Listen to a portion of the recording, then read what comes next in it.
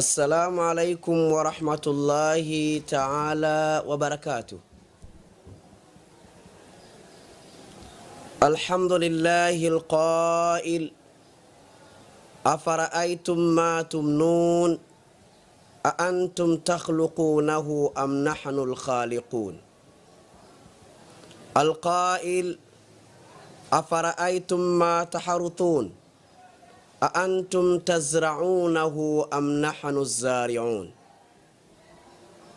والصلاة والسلام على رسوله القائل: تناكحوا تكثروا فإني أباهي بكم الأمم يوم القيامة. القائل: تزوجوا الودود. أما بعد، ndugu zangu katika iman, ahbabillah, awali ya yote nianze kumshukuru Allah subhanahu wa ta'ala ambaye ametupa neema ya Uislamu, lakini ambaye ametuletea yule ambaye ametuletea Uislamu, naye ni Mtume Muhammadin sallallahu alaihi wasallam, ambaye Allah subhanahu wa ta'ala amempeleka na akamtawalisha kwa watu wote, watu wa zama zake na kuendelea mpaka kiyama. Lakini akampa ufalme mkubwa na uongozi mkubwa na jina kubwa la kumuita kwamba yeye ni sayyidil awwalin wal akhirin. Akamuita yeye ni sayyidul awwalin wal akhirin. Ni neema kubwa sisi kuwa katika umati wa bwana mkubwa huyo, bwana mkubwa ambaye ameletwa kwa ajili ya kutubainishia yale ambayo yanapasa kwetu kwa Mola wetu,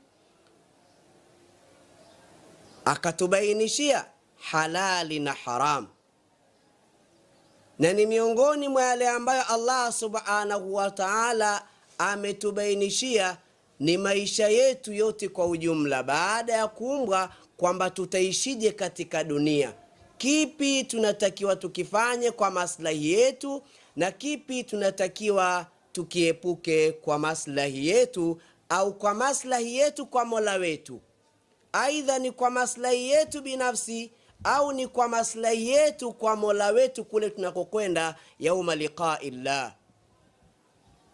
Ndugu zangu ahbabillah,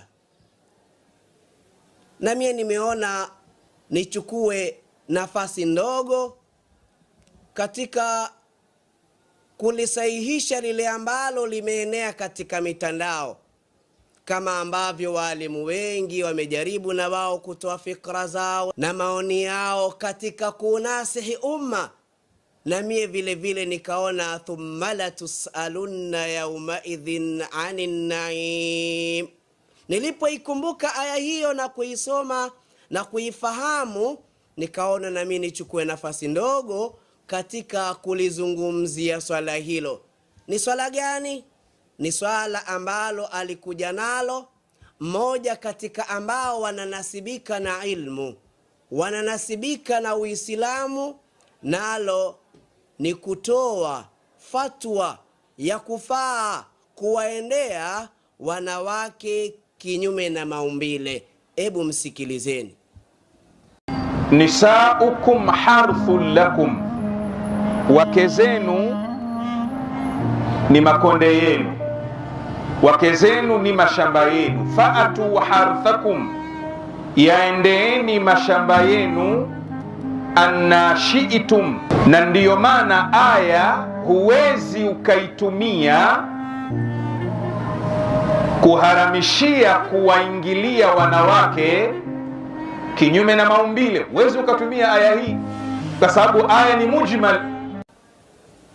Lakini mwenyewe amesema kwamba aya hiyo aliyoisoma kwamba huwezi ukaitumia katika kuharamisha kuwaendea wanawake kinyume na maumbile, pamoja kwamba kutokana na lugha iliyotumika katika aya hiyo ndiyo aya katika aya mama ambazo zinazungumzia uharamu wa kuwaendea wanawake kinyume na maumbile, insha Allah, kama tutakavyoona katika darsa yetu hii. Ndugu zangu, nimeanza na maneno ya Allah subhanahu wa ta'ala.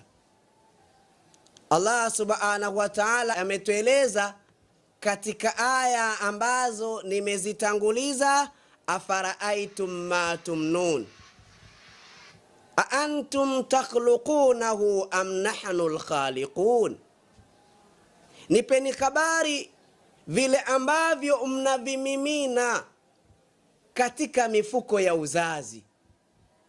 Hivi nyinyi ndiyo mnaovitia sura vikawa ni viumbe, vikawa wanadamu, au ni sisi ndiyo ambao tunalifanya hilo? Huyo ni Allah subhanahu wa ta'ala. Huyo ni Mola mtukufu aliyeumba mbingu 7 na ardhi 7 na vilivyomo. Asema nipeni habari vile ambavyo mnavimimina katika mifuko ya uzazi ya kina mama. Hivi nyinyi ndiyo ambao mnavifanya, mnavitia sura, au ni sisi ndiyo ambao tunavitia sura?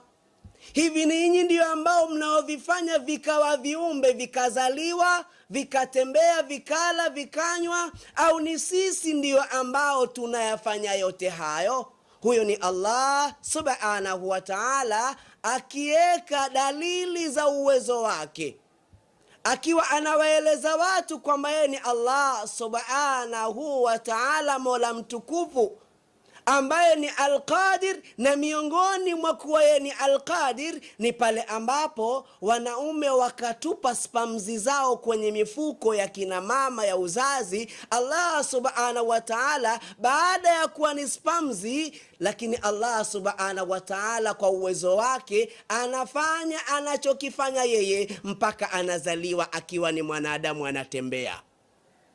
Dhalika huwa rabbul alamin. Kwa Mwenyezi Mungu subhanahu wa ta'ala katika aya hii ilikuwa anaonyesha uwezo wake mkubwa, na ndiyo maana asema antum takhluqunahu am nahnu khaliqun. Akatumia ismu fa'il, lakini akatumia jam'i kwa ta'dhim, kuonyesha yeye ndiye Allah, ni mkubwa, ana uwezo mkubwa. Na ni miongoni mwa uwezo wake mkubwa ni kuziumba zile spamzi ambazo wanaume wanazitupa katika mifuko ya uzazi ya kina mama, lakini mwisho wa siku anatoka ni kiumbe mwanadamu.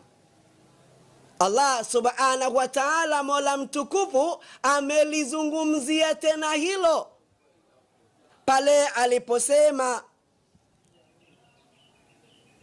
falyanzuril insanu mimma khuliqa min ma'in dafiq yakhruju min bayni sulbi wat-tara'ib. Falyanzuril insanu mimma khuliqa, afikiri vyema mwanadamu ni kwa kitu gani ameumbwa. Khuliqa min ma'in dafiq, ameumbwa kutokana na ma'un dafiq. Allah subhanahu wa ta'ala akizikusudia zile spamzi ambazo anazitoa baba na mama, naye akatoa za kwake, zikakutana, ikapatikaniwa connection ya mwanadamu. Dhalika huwa rabbul alamin. Hilo halifanyi kwa nguvu za mtu yoyote, kwani kuna ambao wana nguvu kubwa lakini Allah hakuwapa neema hiyo.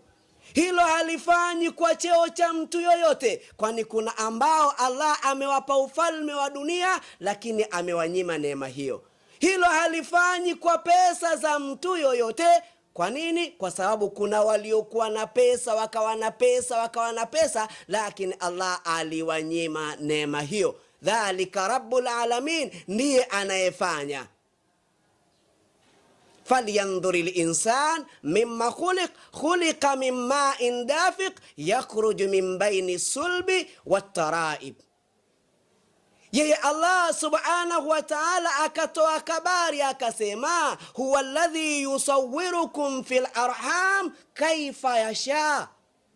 Yeye ndiye ambaye anawatia sura nyie katika mifuko ya uzazi, kaifa yasha, namna anavyotaka yeye, vile atakavyo Allah. Kwamba huyu namuumba mrefu, Allah akajalia akazaliwa mdogo lakini akawa mrefu, kaifa yasha. Huyu namuumba mweupe kidogo, huyu namuumba mweusi, kaifa yasha, namna anavyotaka. Huyu namuumba wa sura ndefu kidogo, wa sura pana, wa uso mpana, hivi na vile. Dhalika rabbul alamin yusawwiru al-insan kaifa yasha fil arham, anamtia sura mwanadamu namna anavyotaka yeye, si anavyotaka mwanadamu.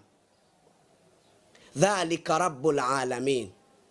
Kwa hiyo aliposema antum takhluqunahu am nahnu khaliqun, hilo amelikuja kulijibu mwenyewe, asema huwa alladhi yusawwirukum fil arhami kaifa yasha. Lakini yeye akatoa dalili namna gani ile taswiri inafanyika baada ya mwanadamu kumimina mbegu pale. Hal ataa ala al-insan hinun min ad-dahr lam yakun shay'an madhkura inna khalaqna al-insana min nutfatin amshajin nabtalihi faj'alnahu sami'an basira. Inna khalaqna al-insana min nutfatin amshaj, sisi hakika sisi ndiyo tumemuumba mwanadamu.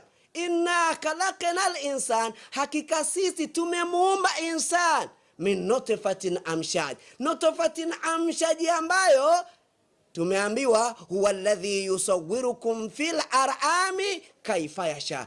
Aya hizi ndugu zangu zinafahamisha, aya hizi na nyinginezo zinafahamisha kwamba taswiri ya insani inafanyika katika arhamil ummahat, la fi adbaril ummahat. Inafanyika katika mifuko ya uzazi ya kina mama, haifanyiki katika duburi za kina mama. Kwa hiyo shekhe akisema kwamba hatuwezi kutumia aya ile kuwaharamisha kuwaendea wanawake kinyume na maumbile, kama mlivyomsikia, twaona bado bali aya ile tunaweza tukaitumia, na aya nyinginezo kama hizi na zaidi ya hizi tunaweza tukasimamisha uja ya uharamu wa kuwaendea wanawake kinyume na maumbile. Kwa nini? Kama Allah subhanahu wa ta'ala asema huwa alladhi yusawwirukum fil arhami kaifa yasha. Fil arham iangaliwe fi, alafu iangaliwe neno arham, tamko arham, kilma cha arham kiangaliwe. Huwa alladhi yusawwirukum fil arham, ile taswiri inafanyika katika arham, haifanyiki katika adbar. Sasa nani ya jumlatul khabariya hiyo? Kuna jumlatul inshaiya inachipuka kwa ilmu ya usuli al-fiqh. Maana yake ni kwamba zile mbegu basi zitupwe katika arhamil nisa, arhamil ummahat, ili Allah subhanahu wa ta'ala aifanyie taswir, aifanyie ile taswiri ambayo ameizungumza katika aya hii.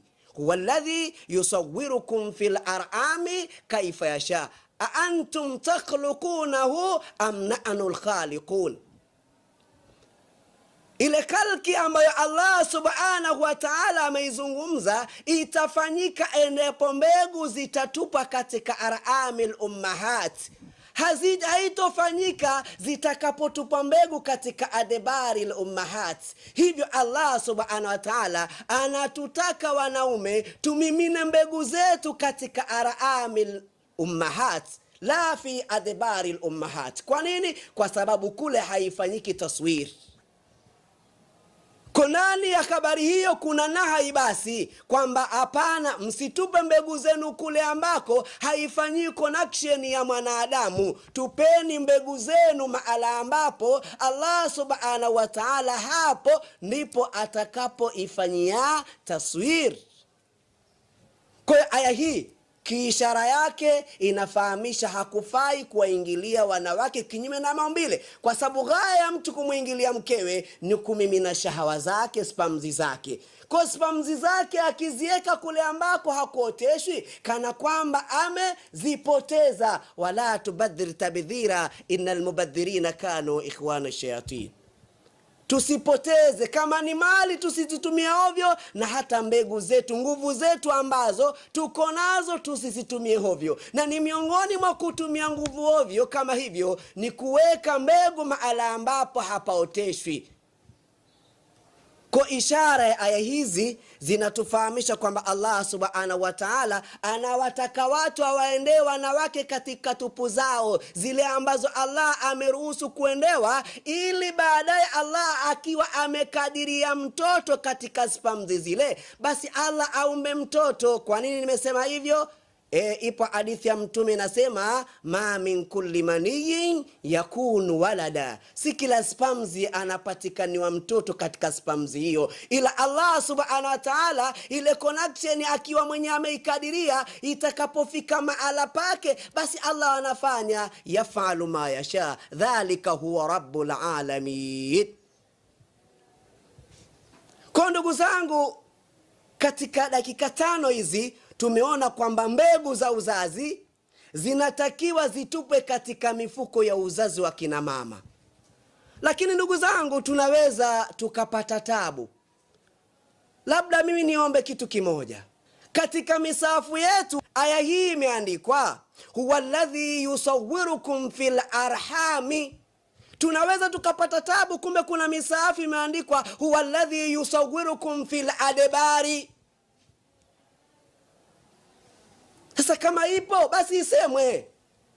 Lakini ama misahafu yetu imeandikwa huwa alladhi yusawwirukum, tena ametumia mudhari, manake ni kitendo ambacho kinaendelea, akitoka yule mwingine na anaanzwa mbali mwanadamu. Huwa alladhi yusawwirukum, tena huwa alladhi, yeye ndiye ambaye, maana hakuna mwingine. Ukiangalia vizuri, kama balagha imekaa vizuri, utapata maana hayo. Huwa alladhi, yeye Allah ndiye yule ambaye yusawwirukum, anawatia sura nyinyi, fil arham la fil adbar. Kwa kama kuna misafi maandiko adbari ni hiyo, lakini ama Qur'ani hii tunayoisoma sisi, huwa alladhi yusawwirukum fil arham kaifa yasha. Haikutosha fil arhami tu, asema kaifa yasha, alladhi yusawwirukum, namna anavyotaka yeye, si unavyotaka wewe.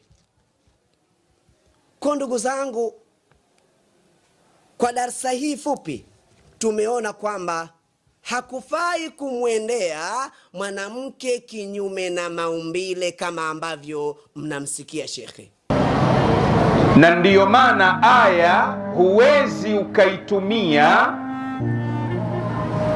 kuharamishia kuwaingilia wanawake kinyume na maumbile. Huwezi ukatumia aya hii kwa sababu aya ni mujmal. Sasa hakufai, hata kama aya hiyo wewe waona kwamba hatuwezi kuitumia, si twasema aya hiyo tunaweza tukaitumia, na nyinginezo tunaweza kuzitumia kama hizi.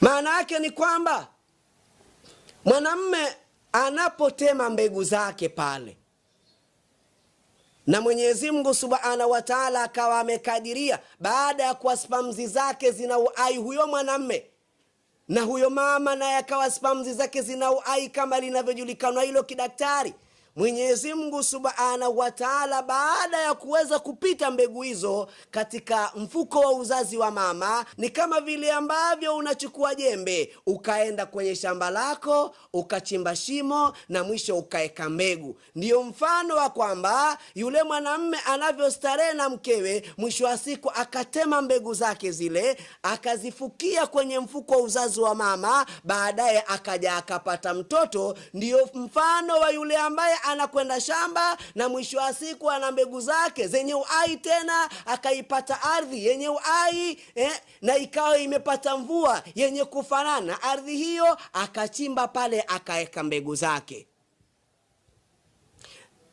Na ndio maana Mwenyezi Mungu Subhanahu wa Ta'ala katika aya tuliisoma nyingine akasema, afara'aytum ma ta'ruthun a antum tazra'unahu am nahnu zari'un.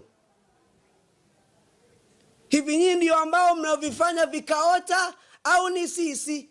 Manake ni yeye Allah Subhanahu wa Ta'ala. Kwa hiyo kama ambavyo mbegu zako zile, mahindi yako, mtama wako, choroko zako unaziweka katika mahala ambapo muda wa kuwa wataka kesho unufaike, unaziweka katika mahala ambapo na kwa hapa nitanufaika kesho na kesho kutwa. Ni hivyo hivyo spamzi zako pia, usipoteze nguvu zako ndugu yangu kwa maneno ya shubuha kama hizo. Kama vile ambapo uwezi ukachukua mbegu zako ukazienda kuziweka juu ya jiwe, manake hazitoota, manake kesho utunufaika. Ni hivyo hivyo ukiweka mbegu zako nyuma ya mfuko wa huyo mwanamke, basi manake ni kwamba hukutaka unufaike. Faida yake nini? Utampata wapi yule awaladin salihin yad'ula, endapo itakuwa sasa kazi yako ni kuwaendea wake kinyume na maumbile? Utapata wapi mtoto? Kwa hiyo miongoni mwa vitu ambavyo Allah Subhanahu wa Ta'ala anavieleza ni kwamba watu wanatakiwa wazae. Tutazaaje? Tutazaa pale ambapo Allah amekadiria kuzaa. Miongoni mwa sababu ni kuwaendea wanawake kwa maumbile yao ambayo Allah Subhanahu wa Ta'ala amewataka tuwaendewe katika maumbile hayo, si kuwageuza kama ambavyo wenyewe wanalingania katika hilo. Lakini hilo ameliakidisha Mtume Muhammad sallallahu alaihi wasallam akasema, tanakahu takthuru, oweni mtakuwa wengi. Tanakahu takthuru, oweni mtakuwa wengi. Maana yule aowe, yule aowe, yule aowe, yule aowe. Takthuru, mtakuwa wengi pale mtakapooana. Je, pale ambapo tutakuwa alhamdulillah tumeoana, lakini ikawa kazi ni kwenda kule ambako mbegu hazioti, tutakuwa wengi? Hili swali lazima tujiulize jamani.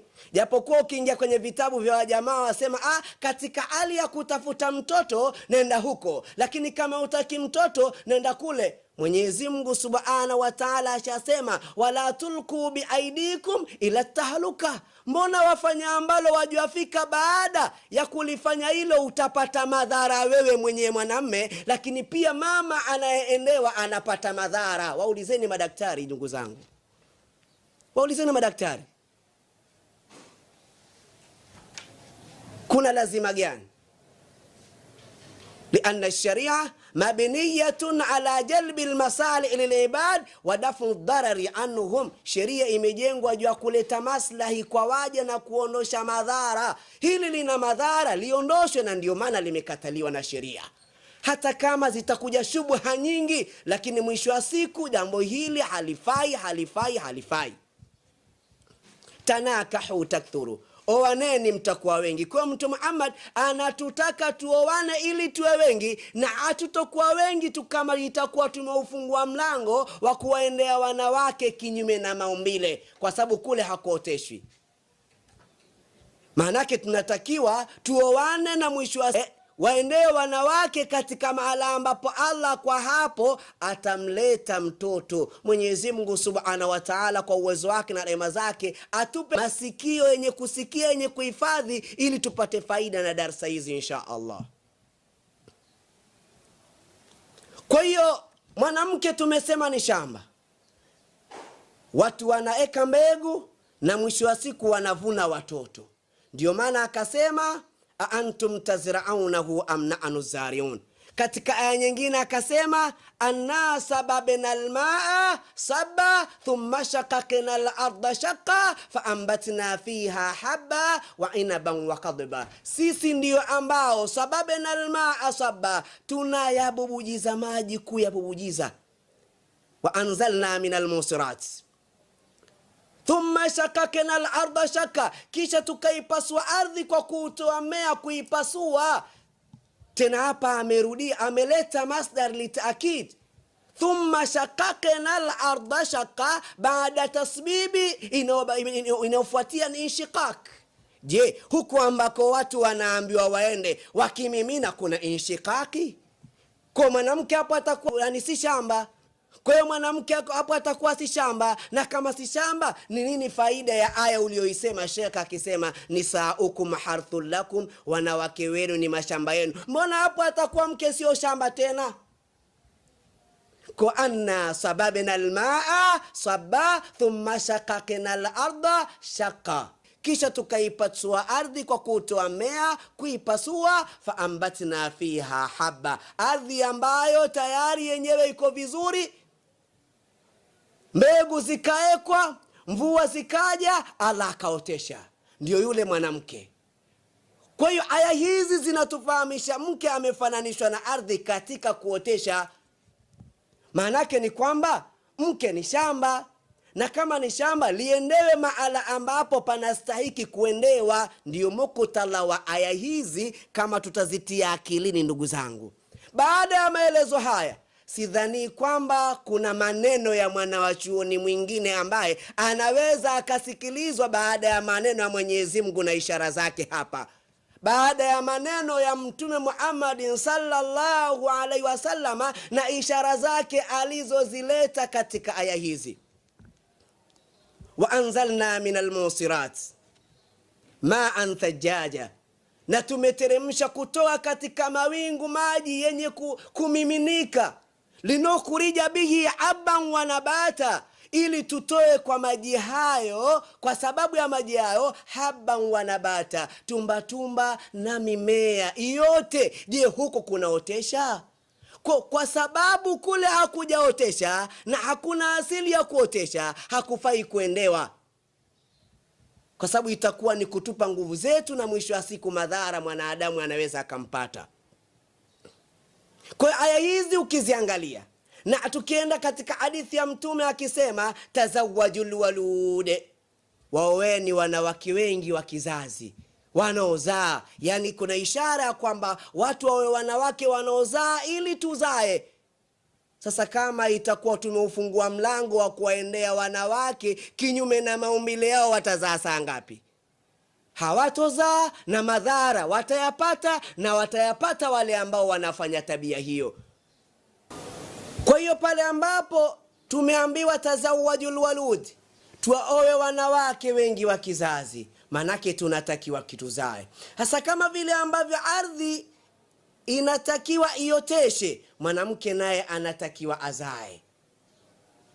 Kwa hiyo kile ambacho kitaletwa, ambacho kinatofautiana na malengo haya ambayo Allah ameyaeleza, Mtume Muhammad ameyaeleza, hicho kitarudishiwa yule mwenyewe aliyekileta, hakitochukuliwa katika sheria. Sasa swala hili linatofautiana na sheria. Sheria imetutaka tuzae, na swala hili litawafanya watu wasizae. Litawafanya watu wasizae kwa sababu mbili. Kwa kuweka mbegu mahala ambapo hapoteshi, litawafanya watu wasizae kwa sababu nyingine ya kwamba watu watapata maradhi ambayo yatawasumbua kwenye uzazi wao, wanaume na wanawake.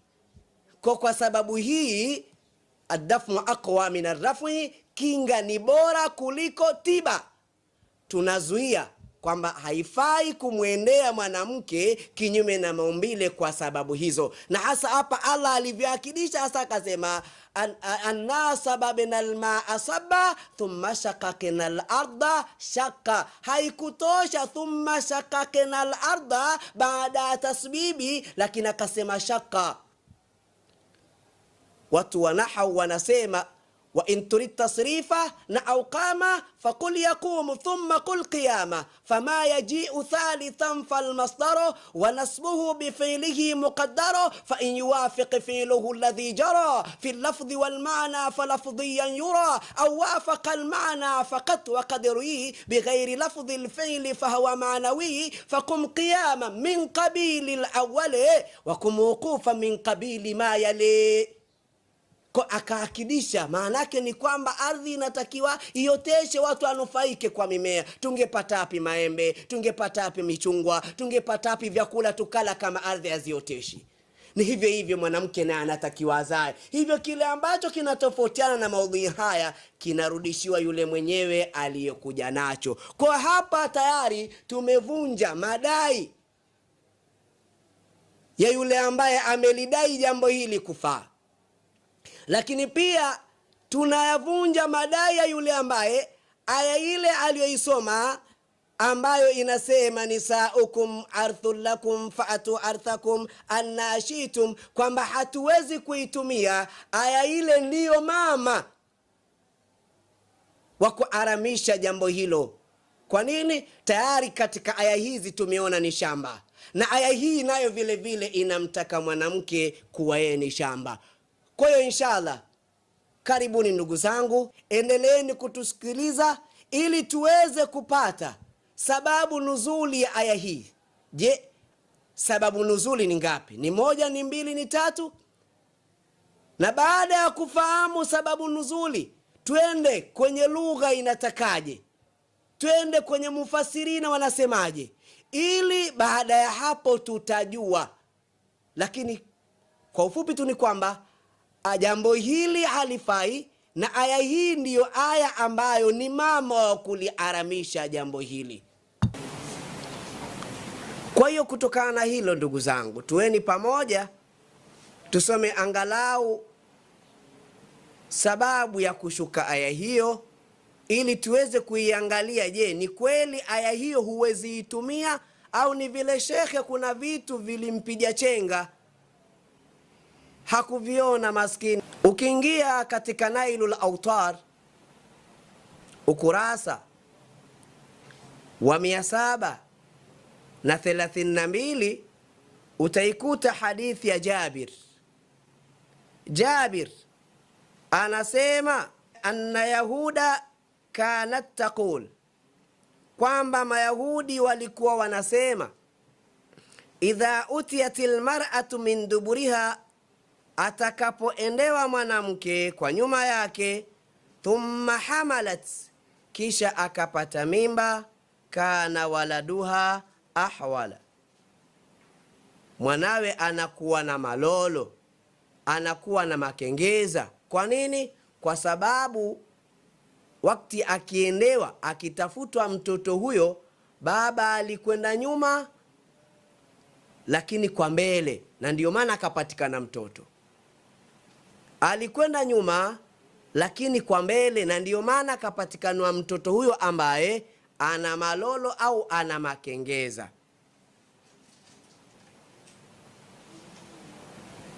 Baada ya tukio hilo likamfikia Mtume Muhammadin sallallahu alaihi wasallam, na kwa sababu yeye ndiyo dhamana ya umati huu, basi Mwenyezi Mungu Subhanahu wa Ta'ala akaileta aya ambayo imekuwa ndiyo sababu ya watu kuzogomana maskini ya Mungu, isemayo nisaukum harthul lakum fa'tu arthakum anna shi'tum.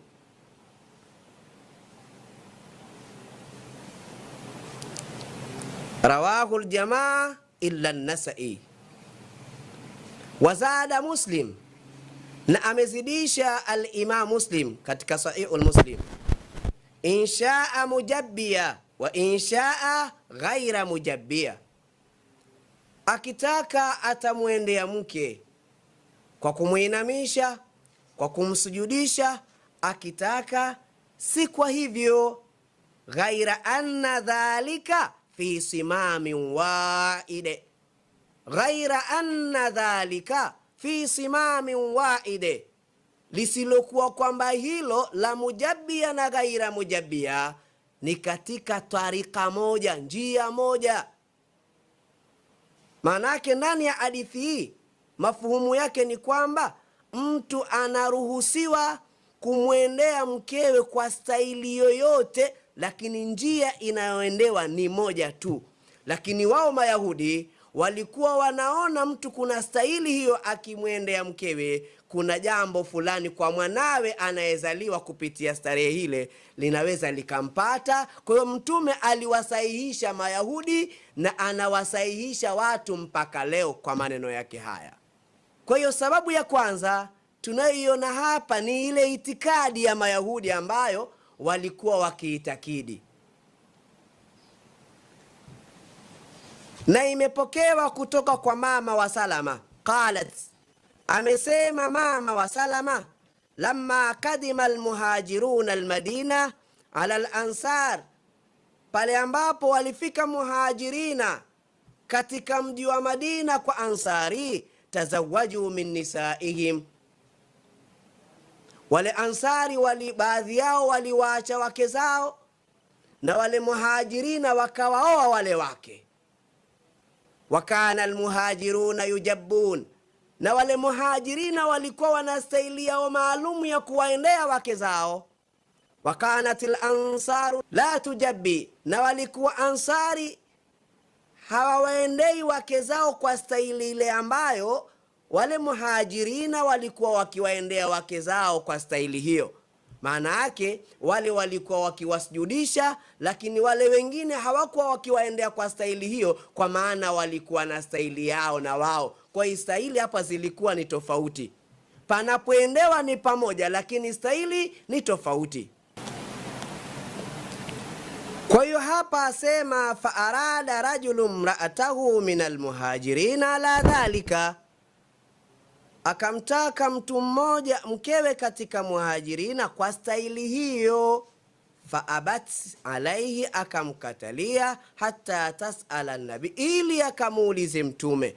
Alikataa, lakini lengo lake ni kwamba akamuulize Mtume sallallahu alaihi wasallam. Qal, akasema yule mtu, fa atatuhu, yule mke akamwendea Mtume, fasta'ayat an tasalahu, akaona haya kumuuliza Mtume kwa sababu haya ni mambo ya ndani. Fasalatuhu ummu Salama, akamuuliza Mtume mama wa Salama. Fanazalat, ikashuka aya hii, nisaukum arthul lakum fa'tu arthakum anna shi'tum. Waqal, na akasema yule mtu, la illa fi simamin wa'id, hapana ila katika njia moja tu. Kwa hapa hii ni sababu ya pili katika kuonyesha kwamba mahala panapoendewa ni njia moja. Hii ni sababu ya pili katika kuonyesha kwamba mahala panapoendewa ni mahala pamoja, kama ambavyo zinaeleza hizi sababu za kushuka aya hii, ambazo kwa sasa tuna sababu ya pili.